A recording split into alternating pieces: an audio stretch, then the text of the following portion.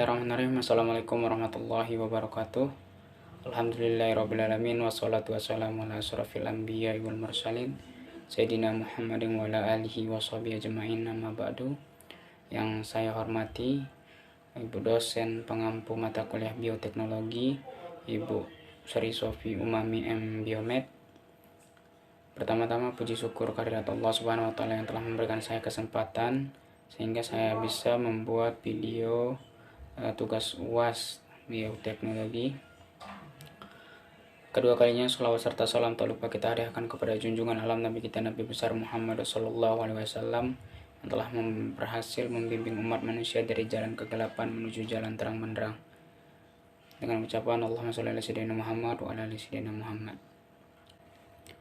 Pada kesempatan ini saya akan menjelaskan materi yang kedua tentang PCR atau polimerase chain reaction, yang dimana PCR merupakan suatu teknik yang digunakan untuk mengaplikasi sejumlah coffee reagent spesifik dari DNA. Nah, dimana ini menggunakan suatu enzim yang dinamakan DNA polimerase yang akan mengaplikasi praksi genom dalam rangka menghasilkan replikasi DNA yang merupakan salinan seluruh genom secara tepat dan cukup akurat untuk diperiksa. Nah, setelah saya jelaskan tadi tentang pengertian dari PCR, ada pun beberapa komponen-komponen dari PCR. Di antaranya ada komponen-komponen tersebut. Yang pertama yaitu DNA template, yang dimana digunakan sebagai cetakan untuk PCR yang bebas dari nukleus, eksporiatase, dan DNA dinding protein. Kemudian yang kedua ada yang namanya DNA polimerase, dan yang ketiga ada namanya oligonukleotida primer, yang dimana berfungsi untuk mengawali reaksi replikasi DNA pada reaksi PCR. Kemudian selanjutnya ada DNTP.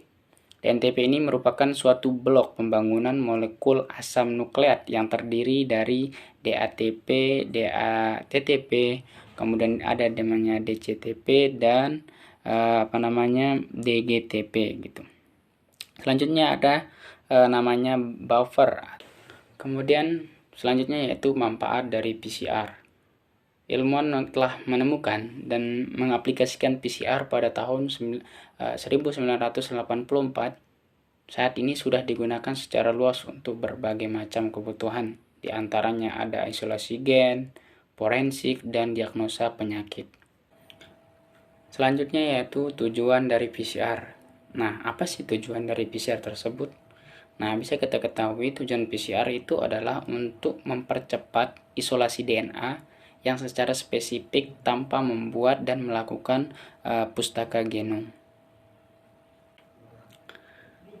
Nah, setelah kita mengetahui dari manfaat dan tujuan dari PCR, adapun prinsip kerja dari PCR tersebut. Yang pertama merupakan perbanyakan DNA yang diawali dengan pengudaran utas DNA ganda menjadi utas tunggal atau yang disebut dengan denaturasi, di mana penempelan primer atau foran hingga primer reserve utas tunggal atau annealing dan sintesis utas DNA baru.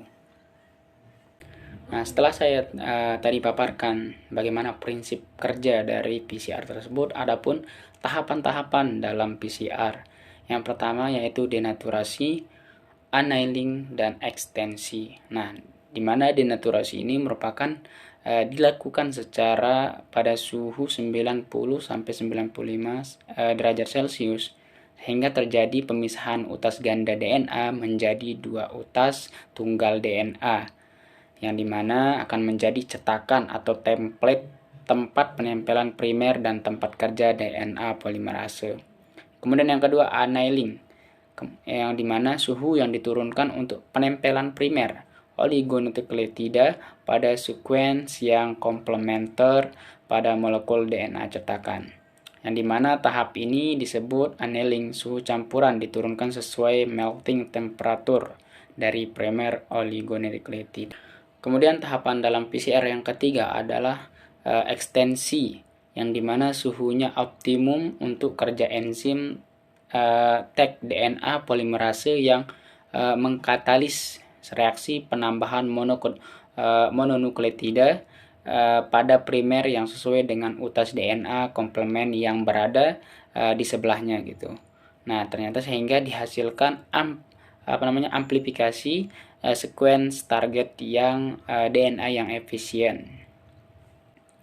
Kemudian tahapan dalam PCR yang ketiga adalah ekstensi, yang dimana suhunya optimum untuk kerja enzim tag DNA polimerase yang mengkatalis reaksi penambahan mononukleotida pada primer yang sesuai dengan utas DNA komplement yang berada di sebelahnya gitu.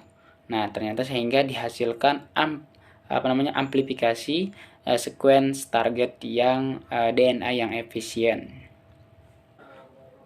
Kepada bagian yang terakhir, perlu kita ketahui apa sih kelebihan dan kelemahan dari PCR. Yang dimana yang pertama yaitu kelebihan dari PCR, yaitu memiliki spesifisitas tinggi, kemudian sangat cepat dan dapat memberikan hasil yang sama pada hari yang sama. Nah, kemudian yang ketiga ada dapat membedakan varian mikroorganisme. Nah, mikroorganisme ini yang dideteksi tidak harus hidup. Jadi cepat dideteksi oleh kalau kita melakukan PCR ini. Kemudian kelebihan yang terakhir yaitu mudah di setup. Nah, selain dari kelebihan, adapun kelemahan dari PCR. Yang pertama yaitu sangat mudah terkontaminasi, biaya peralatan dan reagen itu sangat mahal, dan teknik prosedur yang kompleks dan bertahap membutuhkan keahlian khusus untuk melakukannya. Oke, terima kasih. Mungkin hanya itu yang dapat saya sampaikan dalam materi PCR atau polymerase chain reaction. Selanjutnya kita akan melanjut ke materi ketiga yaitu real time PCR. Sekian, assalamualaikum warahmatullahi wabarakatuh.